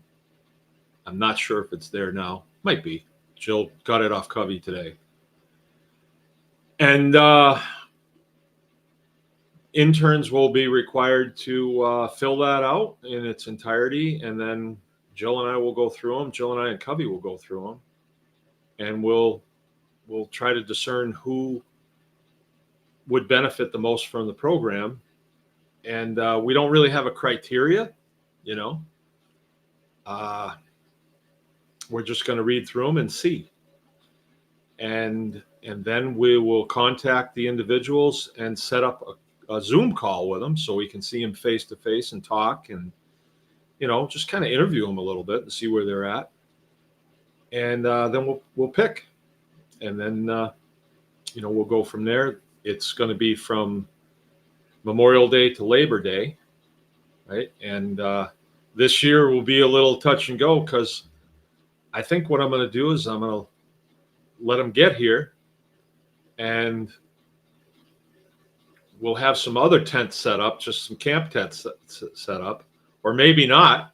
Maybe we'll let them sleep out under the stars, I guess. And then the next day we'll start building those platforms. I'll get them lined out, and I'll say, okay, here's the wood, here's the skill saw, now go. See, that was one of the things that really worked for Covey, is we didn't coddle him at all. It was a tough go for him, and he rose to the occasion every single time. Every single time he rose to the occasion. And I think that's what we'll do with the interns too. It won't be easy. It's not going to be basic training or anything, but it will be a challenge. Workday will be rigorous, but when they have done the thing for a summer, they will have a firm grasp on the processes that we will be plugging them into. We do pastured poultry, and that takes time. It takes time every day. But see, I don't need to do it even one more time. I've done it enough times, moving chicken tractors and servicing the waters and feed and all that stuff. So I don't need to do it anymore. My kids don't really either. They've done it a lot. And so we will get these guys trained, and then we'll build a schedule. Actually, Covey will build a schedule because he will be the lead. And those duties will be those chores. They're called chores, are things that have to be done every day, like milking the cows every day, feeding the pigs every day, moving the cows every day, and moving the chicken tractors every day. And we may add one thing. We're kind of kicking it around, but I'm kicking it around, right? But we may not, because after chores are done, then we're doing projects, you know, like we're fencing, or we're building another cabin, or we're, you know, updating infrastructure on like the milk house or the milk parlor, or we're cleaning out the loafing shed. We're making biochar. We're running water lines to here, there, and the other place. We're building, like for these interns, I've got to build them so I always like to focus on simple, regenerative, you know, things. So I'm envisioning a gravel pad, with 4 6x6 posts from Parker Homes, and then just build it out. Um, you know, the wash area, like where you would wash your face and shave and brush your teeth and stuff, that'll be open. That'll be in the open, and then a shower stall, or maybe two, and then a black plastic um, barrel on the roof for warm water, and then just a mixing valve for taking a shower, and it'll be just a stall, with a little area where you can get dressed and hang your towel and stuff, and because people need to take a shower every day, probably. Um, and they work a regular day. And then there's opportunities if they want to work extra work, they can make money. Sort of like if you went to college, you pay tuition, but then if you need to make money, you can work in the cafeteria. There'd be things like that, but it would be separate from the duty day. And the duty day would be 5.5 days off from noon after chores on Saturday until Monday morning, if they choose to. If they want to stay at the farm, they can. There's no saying you've got to leave. But Michigan's a beautiful state. We have a beautiful Lake Michigan, and there's lots of things to see. And I would reckon that group of people, those young people, would probably hang together and go and do things, and they'll just have a whale of a time. I think they would. And then we'll feed them lunch every day, and then they'll be cooking over at the intern area for their evening meal. And then Covey will schedule, okay, tonight's your night to cook. Tonight's your night to cook. Or he may cook for everybody. I don't know. I think he likes to cook, so he may do that. But there's a fair amount of infrastructure that we have to put together over there. And it does take effort, and it takes money. It really takes money. Well, luckily, though, we're going to be spending the money that we spend on that. We're going to be spending it with other tribe members. So we will all get better with a program like this, because those 4 individuals become our fellow citizens, and they're going to have kids, and they'll teach their kids, they'll teach their communities. We need to spread this out. And then maybe the following year, maybe we'll have 6 interns.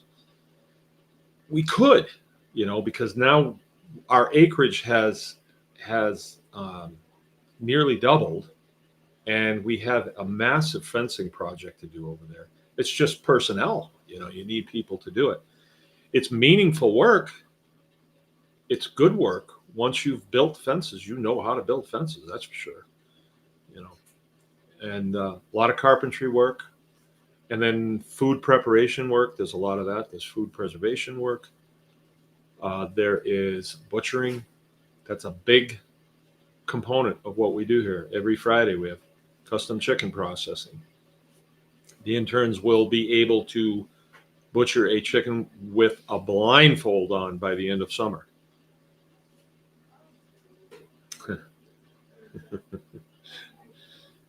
Am I right about that, Covey? You were probably processing chickens in your sleep.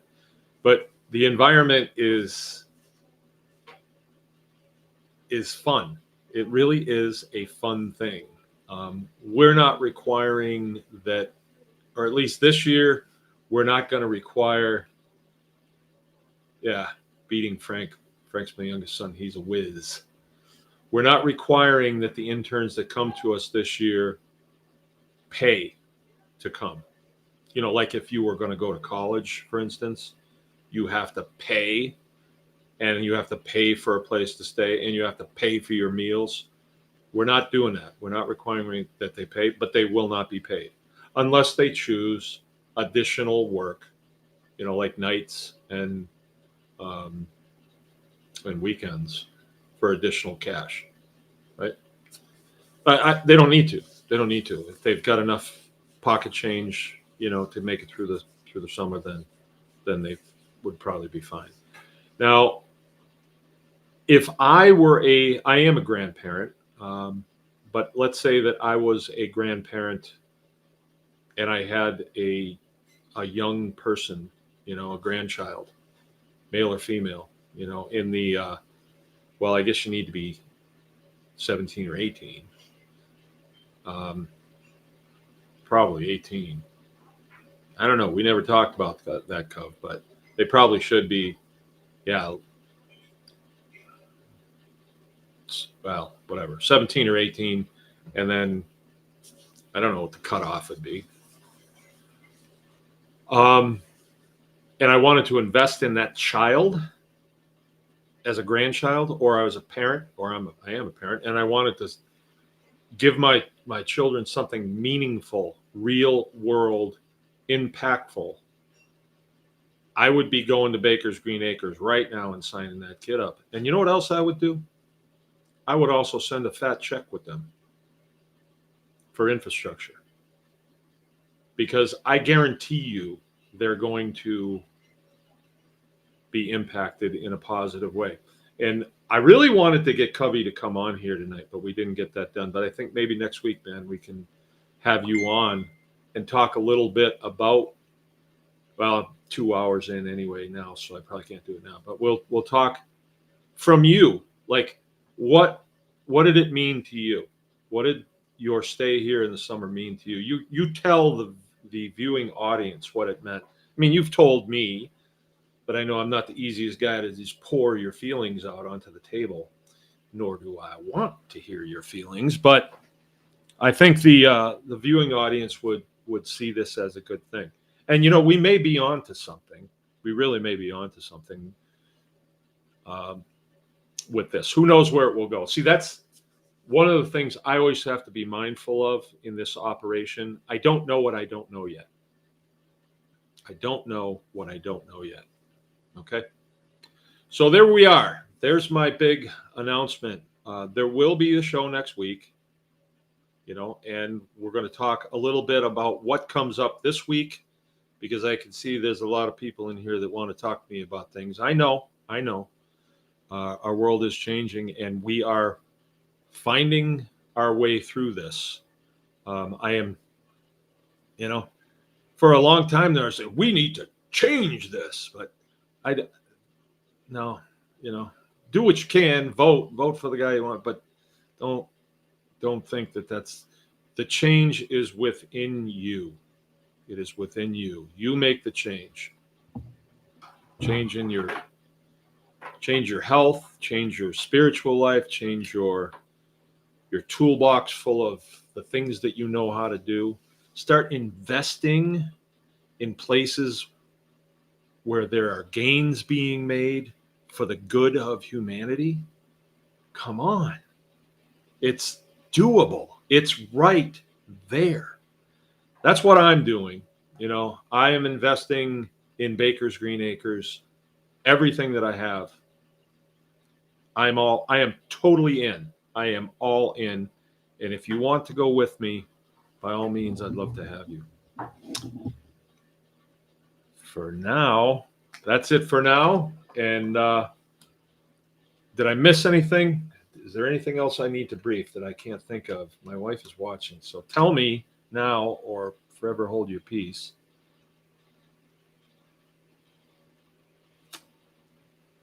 David Duncan says the blue hair monitoring you is not a he or a she. Oh, it's a them. The last time I used USDA Butcher, they only gave me the liver and heart from my pig. And they acted unhappy about that. Yep. It's a little out of the norm. But when you have you're raising an animal and you don't process it and you're depending on somebody else, it's their show. It's their show. You've signed on to that. Everything. There's a guy I know, an MD that lives over here. He's a tribe guy. He always has words of wisdom when I talk to him. He said to me one time, everything is an offer. They make you an offer. We will butcher your pig, but this is how we do it. Take it or leave it. And then okay. Now there is a negotiation process. Well, if I need my lungs back, what's it going to take to do that? Well, the USDA man won't be around, so I'll put him in a bag for you. Cool. I mean, there's always negotiation, right? But there you go. All right. Well, we've got a drop dead date on the on applications coming in,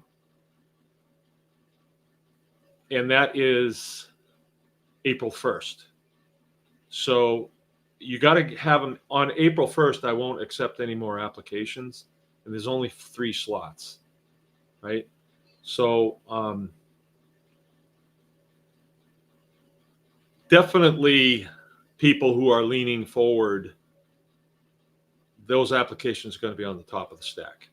Okay, definitely. I'm not saying first come, first serve, because just because you are the first one doesn't mean, but I'm saying don't dawdle on that.